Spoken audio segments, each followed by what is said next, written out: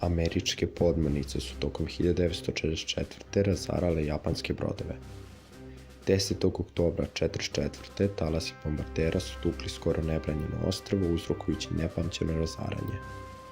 Preko 80% nahije je uništeno i više od 65 brodova je potopljeno.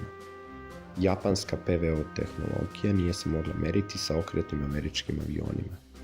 Bitka za Okinavu bila je najveća pomorsko-kopneno-vazdušna bitka u istoriji. Vođena je od aprila do juna 1945.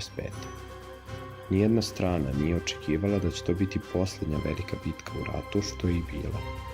Amerikanci su planirali operaciju Pljusak, invaziju na glavna ostrva Japana, koja se nije dogodila zbog japanske predaje u avgustu iste godine. Bitka je zvana Čelični tajfun.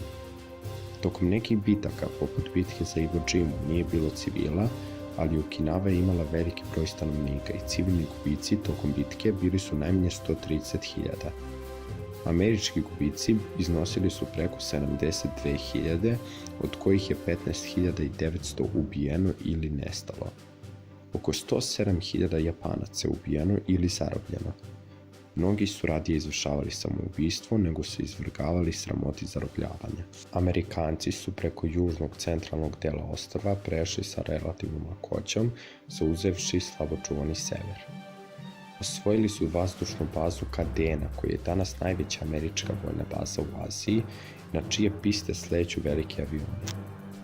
Japanci su izgubili baze Kadena i Yomitan uz malo borbe.